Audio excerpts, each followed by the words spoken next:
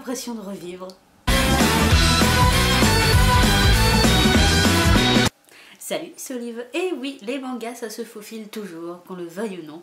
Du coup, j'ai de nouveau un bilan manga à vous présenter, avec des suites, des nouveautés et des mangas qu'on attendait depuis si longtemps.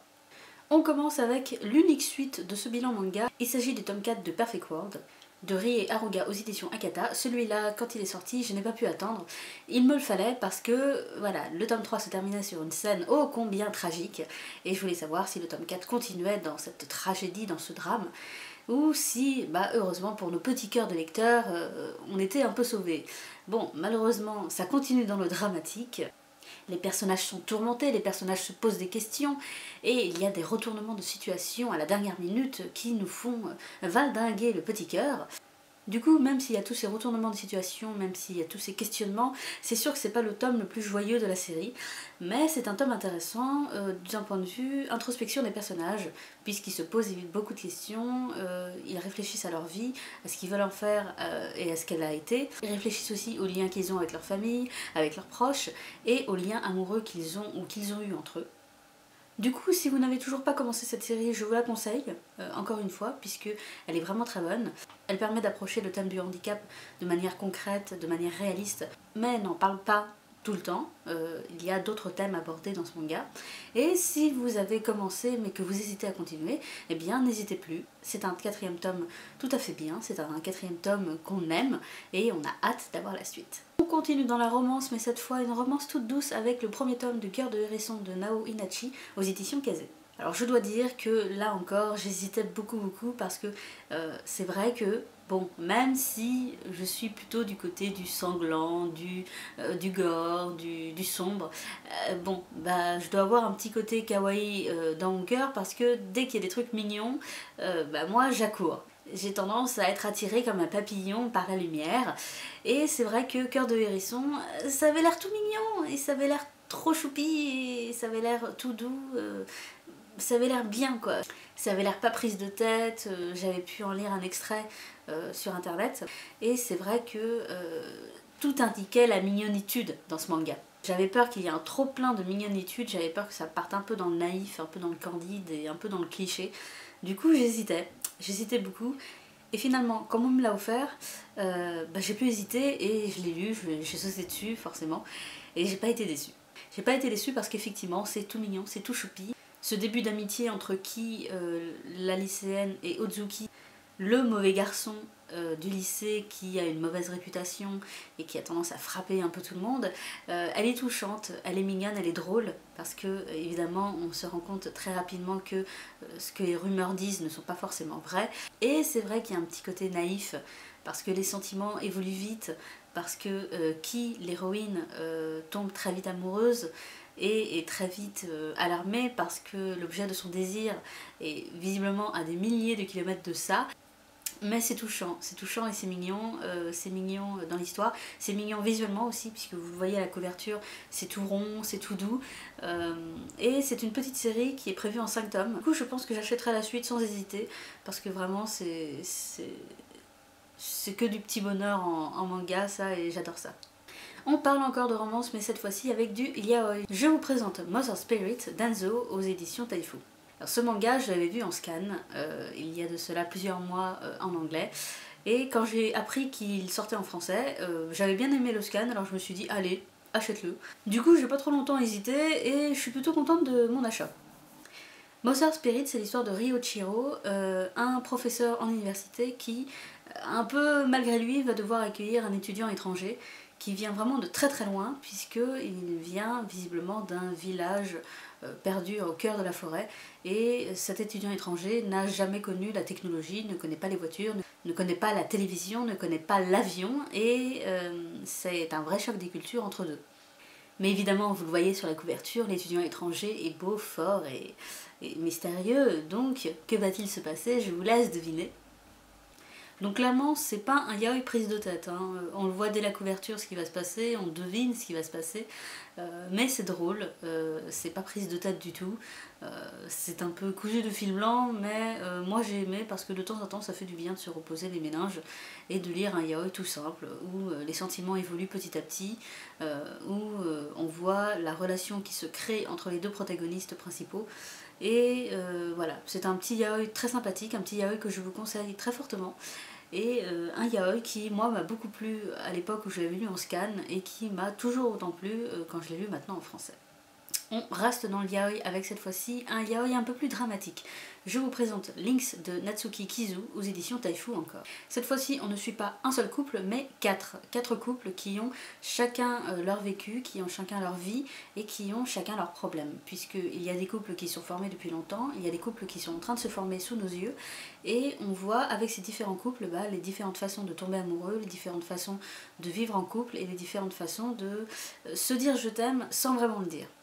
Ce ne sont pas tous des couples à problème, mais ce sont tous des couples qui ont un peu de mal avec le dialogue, qui savent qu'ils s'aiment mutuellement, mais qui ne vont pas forcément se le dire ou se le montrer, et qui, à un moment donné, à un moment ou un autre, va forcément ressentir ce manque et avoir besoin de se poser des questions, de se poser les bonnes questions sur leur couple, sur leur vie amoureuse et sur ce qu'ils ont envie d'en faire.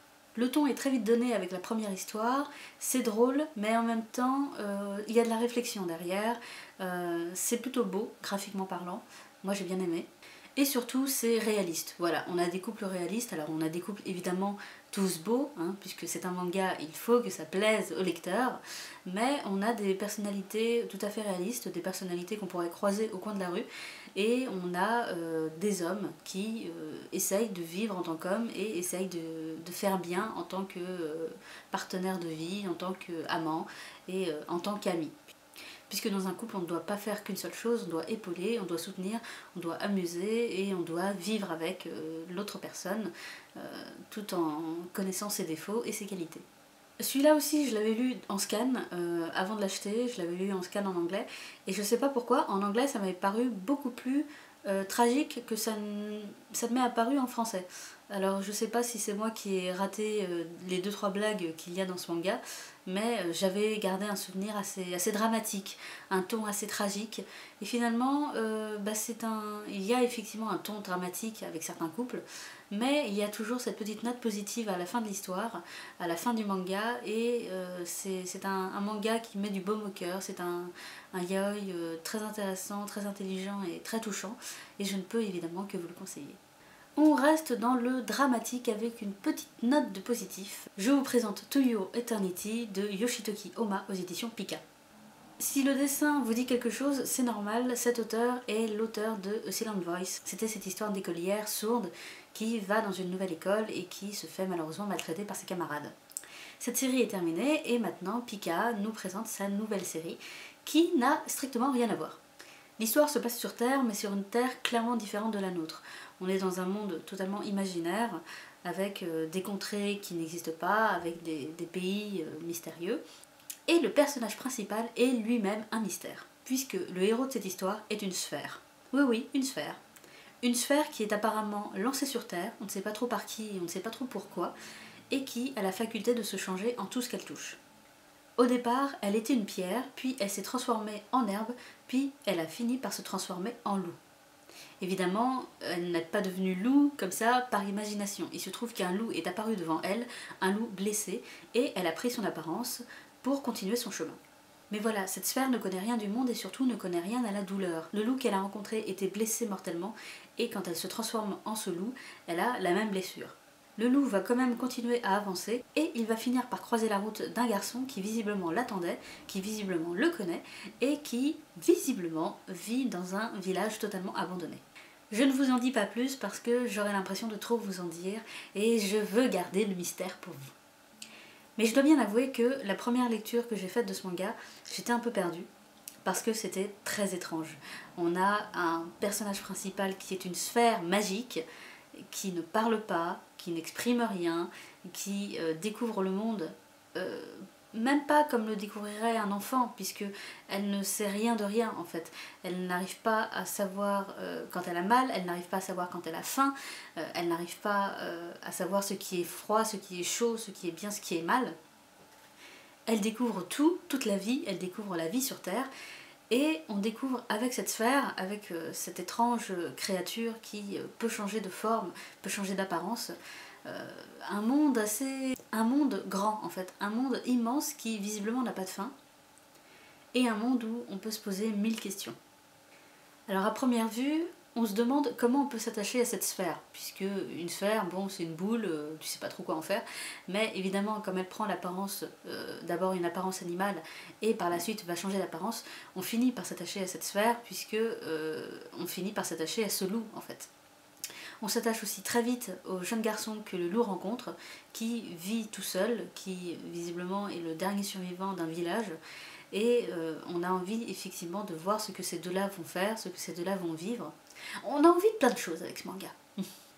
Graphiquement parlant, ça me plaît, mais en même temps c'est un dessin très shoujo, je trouve, et comme j'ai découvert ce dessin avec A Silent Voice, au départ ça m'a un peu perturbée de voir qu'il n'y avait pas du tout de douceur dans ce manga, pas de douceur au sens où bon, bah, c'est un monde assez hostile quand même, où le loup vit, c'est un monde fait de glace et de neige, et finalement on s'attache aussi à ce dessin et on s'amuse à découvrir, voilà, on s'amuse à découvrir ce nouvel univers pour cet auteur, à découvrir son univers, puisque A Silent Voice c'était un aspect de cet auteur, et maintenant on voici un autre aspect avec To Your Eternity, et moi ça m'a beaucoup plu, voilà, de découvrir un nouvel aspect de cet auteur, ça m'a beaucoup plu de découvrir une histoire comme ça qui est quand même assez particulière. Et là encore, ça se termine sur une note très positive pour le loup, sur quelque chose qui change la donne. Et on a envie de voir où ça va le mener, on a envie d'avoir la suite pour voir ce qui va lui arriver et ce qui va pas lui arriver qu'à lui, hein, puisque le loup rencontre d'autres personnes durant son parcours. Et voilà, c'est un manga que je vous conseille très fortement parce qu'il est très étrange, mais il est en même temps très intriguant et très mystérieux et très prenant. On change totalement d'aspect avec un seinen. Je vous présente Terraformers Asimov de multiples auteurs et publié aux éditions Kazé. Donc je remercie beaucoup les éditions Kazé pour me l'avoir envoyé. Ça a été une surprise parce que je ne lis pas ce genre d'histoire et je savais pas trop quoi en faire, je dois bien l'avouer. Mais j'étais plutôt satisfaite de le lire, en tout cas de découvrir. Parce que, bon, dans cette histoire, il y a des monstres qui envahissent la Terre, il y a une guerre entre les humains qui sauvent la planète et les monstres qui attaquent, donc forcément, bon, là, sur ce plan-là, ça me plaisait. En plus, c'est vrai que quand on voit la tête des monstres, on se dit que, oulala, il va se passer des choses, oulala, c'est très mystérieux, oulala. Donc c'est vrai que ce manga partait avec de bons points, mais malheureusement, il y a d'autres points qui m'ont un peu fait reculer. Déjà le dessin est beau, bon, ça je ne nie pas, c'est juste que le dessin est très réaliste, et moi j'ai beaucoup de mal avec les dessins réalistes, que ce soit en manga ou en BD occidental, c'est quelque chose que je n'aime pas. Honnêtement, je ne saurais pas dire pourquoi je n'aime pas le dessin réaliste. Peut-être parce que moi ça me coupe dans mon imaginaire, parce que ça me coupe dans l'histoire, mais c'est quelque chose que je n'ai jamais vraiment apprécié, et le retrouver dans un manga, bah ça m'a un peu... Mais surtout, il y a un autre aspect de ce manga qui, moi, m'a fait un peu sortir de mes gonds, c'est la sexualisation à mort des personnages féminins. Alors je sais que c'est un manga destiné aux hommes, mais bon, en tant que femme et surtout en tant que lectrice de manga, j'ai été heurtée par cette sexualisation, et je dois bien avouer que moi ça m'a fait un peu grogner beaucoup de fois durant ma lecture, et bon, ça m'a rien apporté en tant que lectrice femme, et surtout ça m'a plus embêtée durant ma lecture qu'autre chose. Voilà par exemple une page où la femme est sexualisée à mort. Du coup, je n'ai pas grand chose à dire sur ce manga parce que c'est en demi-teinte. L'histoire pourrait me plaire, voilà, cette histoire où des aliens attaquent la planète et où un groupuscule russe chargé par l'État doit protéger le peuple.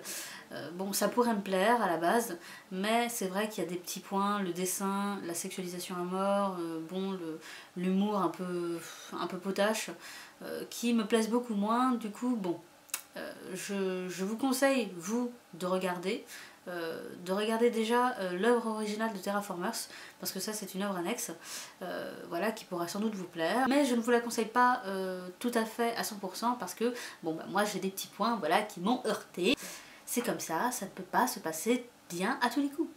Ah, vous l'attendiez, n'est-ce pas? Vous l'attendiez comme moi je l'attendais. Et oui, le voilà, enfin, le premier tome d'Innocent Rouge de Shinichi Sakamoto aux éditions Delcourt Tonkam. Les éditions Delcourt Tonkam que je remercie beaucoup pour m'avoir envoyé ce premier tome. Voilà, je n'y croyais pas. Et quand je l'ai eu dans les mains, j'étais euphorique, j'étais sur mon petit nuage. J'étais enfin en vie.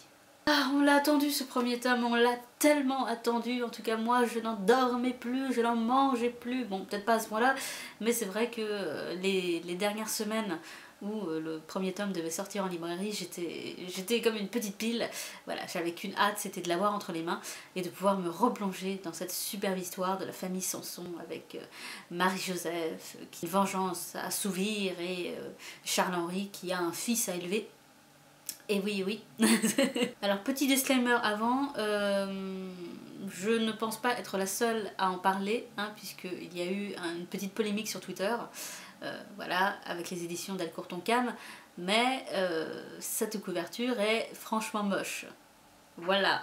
Alors, je ne dis pas que cette couverture ne me plaît pas, pas du tout, je dis juste que je pense racheter tous les tomes en japonais. L'intérieur, mes amis, l'intérieur. On reprend l'histoire là où ça s'était arrêté avec la fameuse scène du dernier tome d'Innocent. Oh, mon Dieu, on s'était arrêté sur quelque chose de tragique, sur quelque chose de violent. Et on reprend exactement à ce moment-là. Avec une Marie-Joseph qui est folle de rage, une Marie-Joseph qui veut sa vengeance et qui va tout faire pour assouvir cette vengeance et qui le fait assez rapidement finalement. Et de l'autre côté, on a Charles-Henri qui, lui, continue son petit bonhomme de chemin, continue à exécuter les condamnés à mort, mais cette fois-ci devant son fils, qu'il doit éduquer et qu'il doit élever comme un futur bourreau. Et c'est pas vraiment simple parce que le fils de Charles-Henri, eh bien, il lui ressemble beaucoup. Et devenir bourreau, ça n'enchante pas vraiment. Mais bon, il va falloir faire avec. Et Charles-Henri va devoir l'éduquer, va devoir lui montrer qu'être bourreau, c'est pas forcément le métier le plus drôle du monde, mais qu'à côté de ça, ils peuvent sauver des vies. Je ne vous en dis pas plus parce que sinon j'aurais l'impression de vous spoiler, mais voilà, il n'y a pas que le mauvais côté du bourreau qui est présenté dans ce manga, dans ce premier tome, et on a les différents aspects de la vie quotidienne des Sanson dans ce premier tome, et c'est intriguant, c'est passionnant, mais surtout dans ce premier tome, on sent que la Révolution française arrive. Voilà, si vous y connaissez un peu dans tout ce que voilà, la pauvre Marie-Antoinette va subir, eh bien vous sentez que ça vient tout doucement, voilà, que Marie-Joseph ne va pas être loin, puisque visiblement elle a décidé de faire tomber tous les nobles de cette planète. Mais voilà, on sent que la révolution n'est pas loin, on sent que les prémices de la révolution commencent à se faire sentir, et voilà, on sent que ça va s'accélérer au fil des tomes, et ça promet de belles histoires. Graphiquement parlant, c'est toujours aussi beau, c'est toujours aussi magnifique. Je n'ai rien à redire, si ce n'est que c'est un bonheur à chaque page tournée, c'est un bonheur à chaque page lue. Pour faire bref, ce manga c'est un bonheur. Voilà, ce bilan lecture manga est terminé, j'espère qu'il vous aura plu, j'espère que vous, de votre côté, vous avez fait de belles lectures de manga, et que vous avez fait de belles découvertes surtout. Je vous dis à très bientôt pour une prochaine vidéo. Salut!